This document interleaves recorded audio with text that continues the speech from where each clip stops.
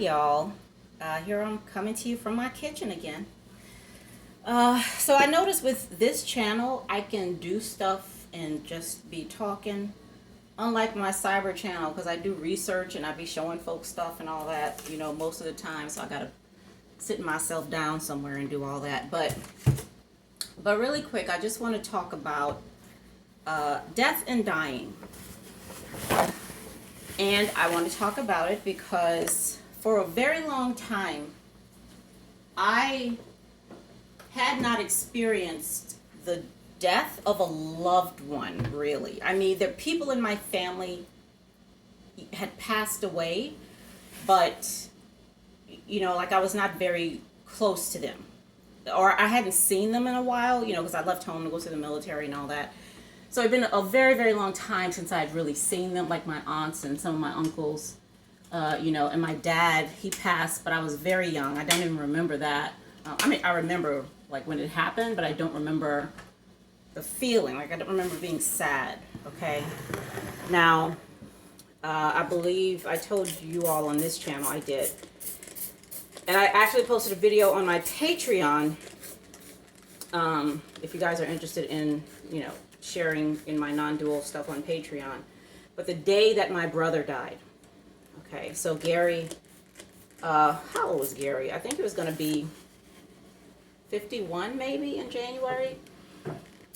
But, so him dying 4 months ago was really the first time I've experienced a death from someone very, very close to me, So he lived in North Carolina, and I would go down there to see him a lot. We were just really close, he's my brother.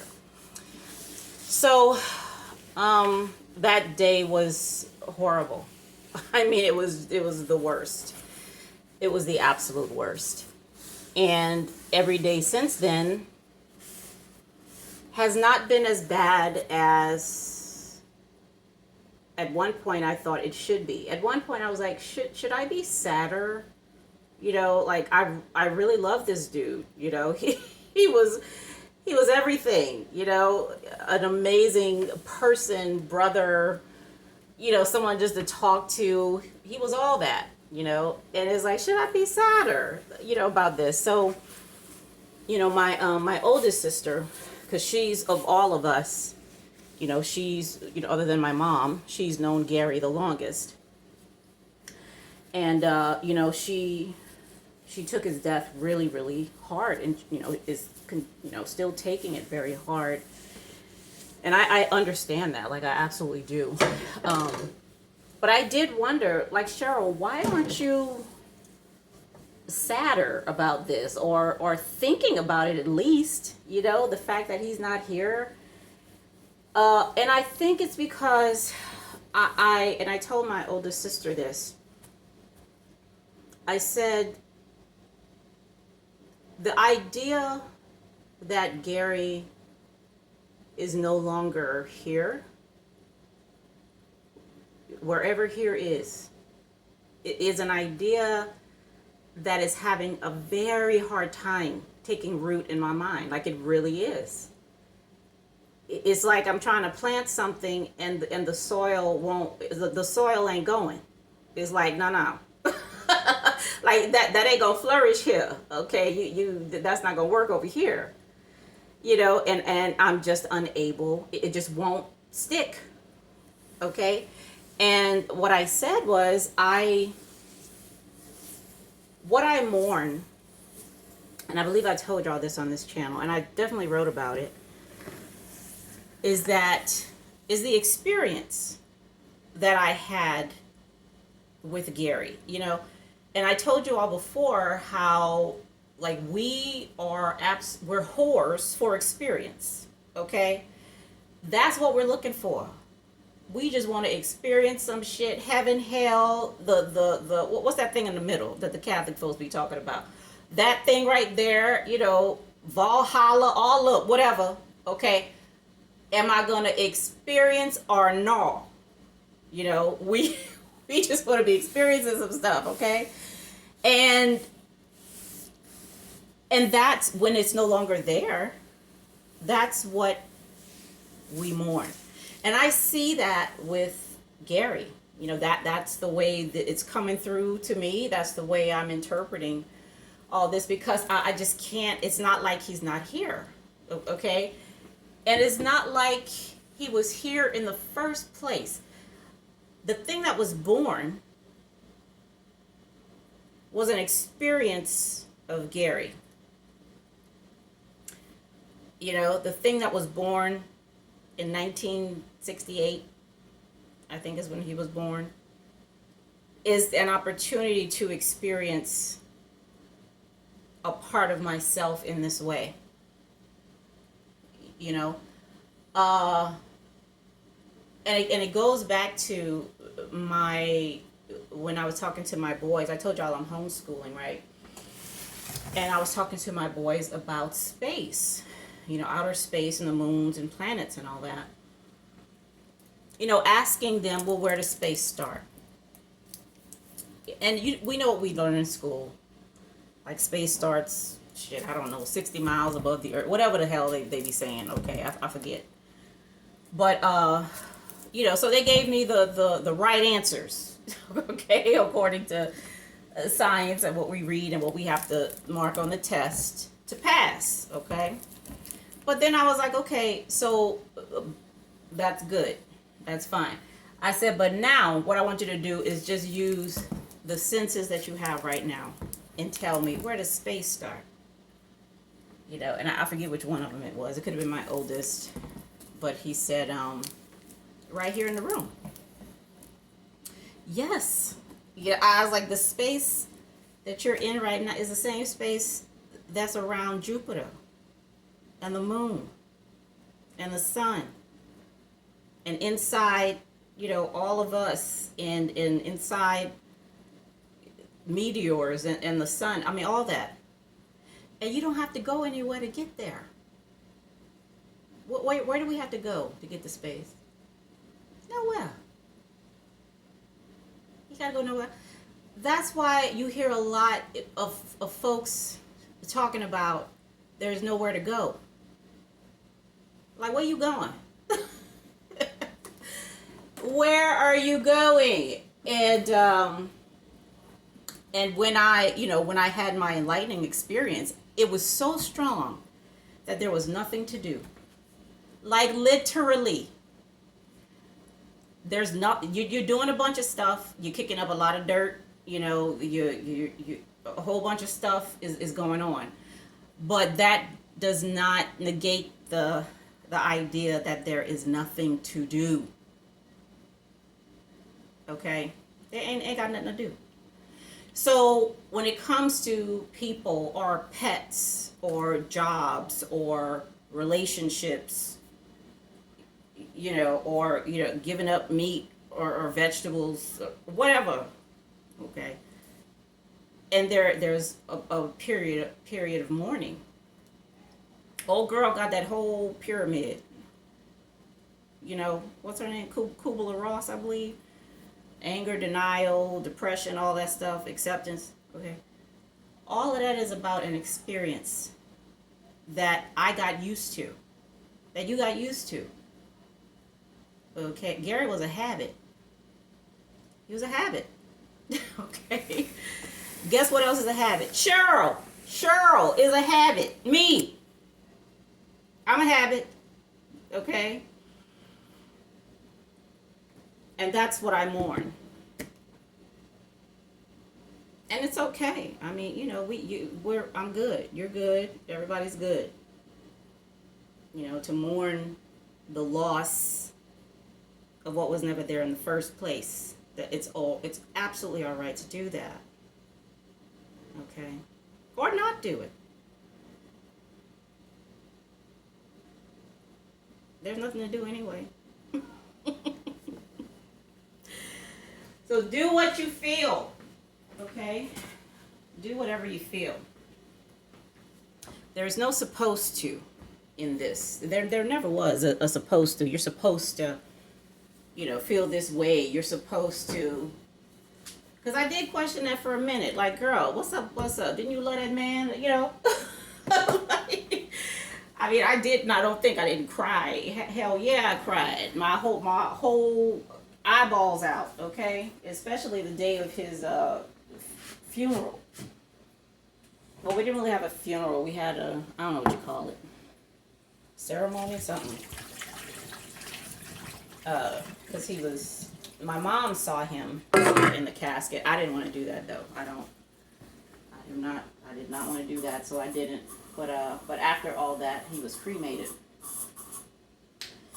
But I was sad. And sometimes when I find myself thinking of him, you know, and I can do that, right? I can think of him because I was able to experience him in a way that allowed me to hold on to it, okay?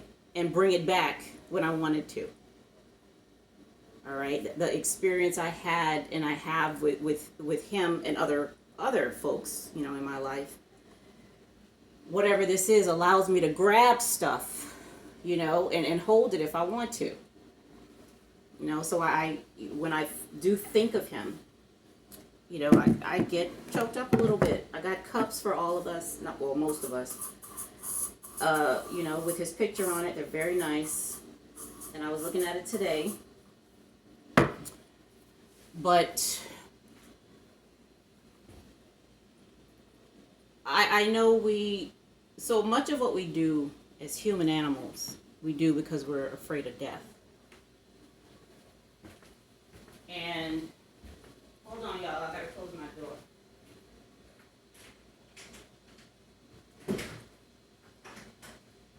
We do because we do a lot of stuff we do because we're afraid of dying. Well, we're afraid of dying because we done made up a damn story about dying and what it is and what happens and who it happens to and when it happens and why it happens. So we're afraid of our own story. Okay, and we hold ourselves back from doing things because we're afraid of death and dying. You know? And not only do we hold ourselves back from doing things, we do stuff because we're afraid of death and dying. You know?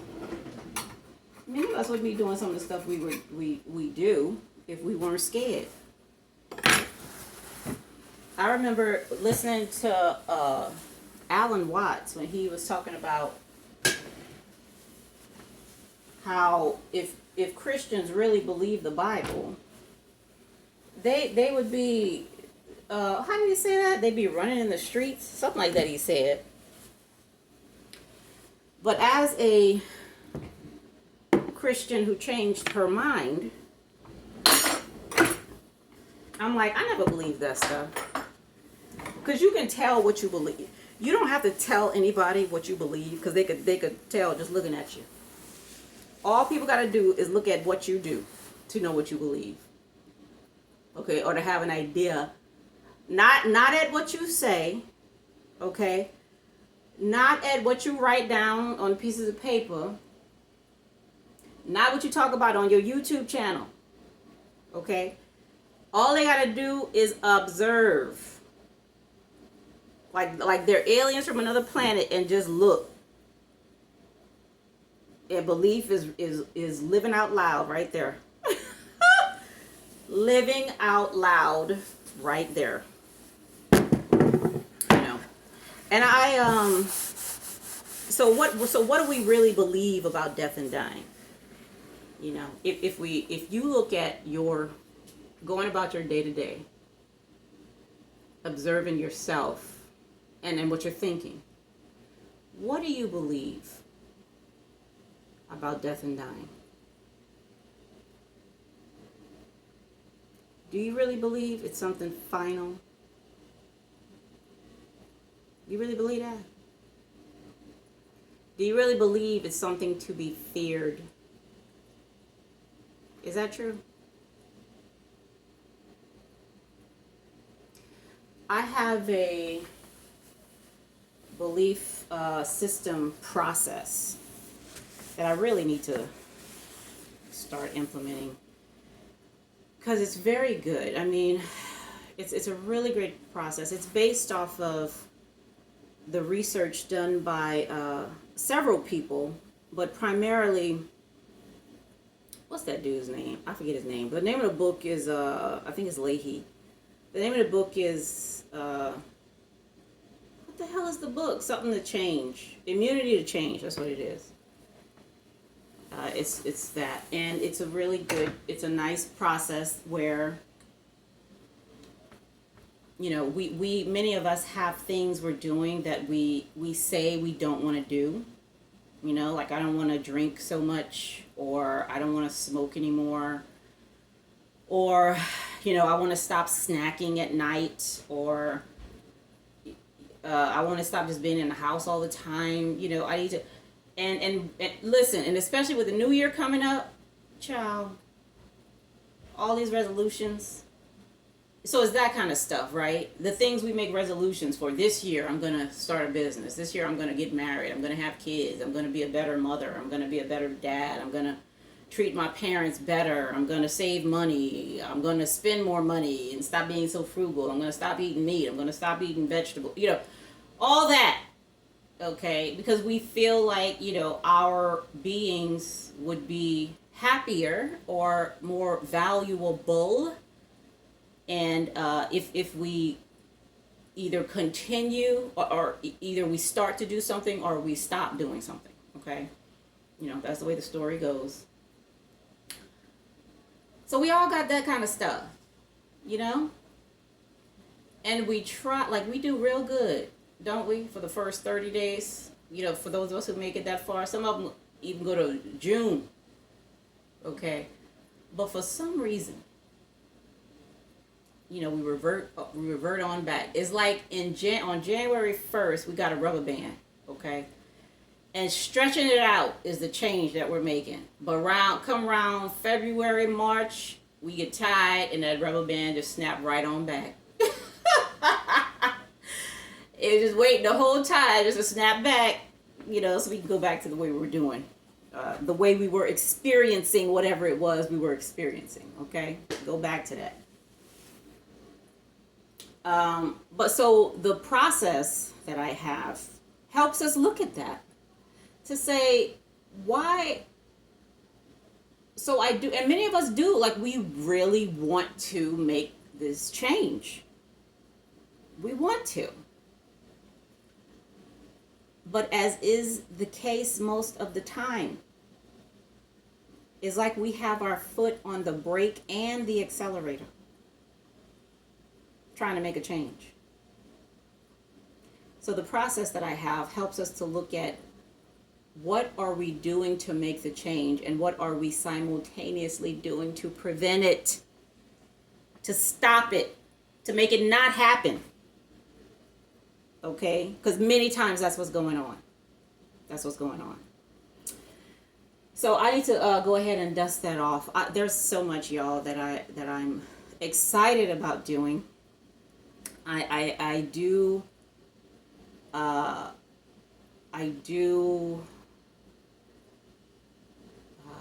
need to get the right people together so that we can do it together, okay? Because I'm very interested in other people's views and perspectives and all that, and I want to, you know, build something with a team. And I have my team. I do have my tribe. I just need to see where I'm getting in my way and where I'm preventing them from showing up the way I need them to or want them to. Okay. All right, y'all. Let me finish cleaning my kitchen. I will talk to y'all later. Bye.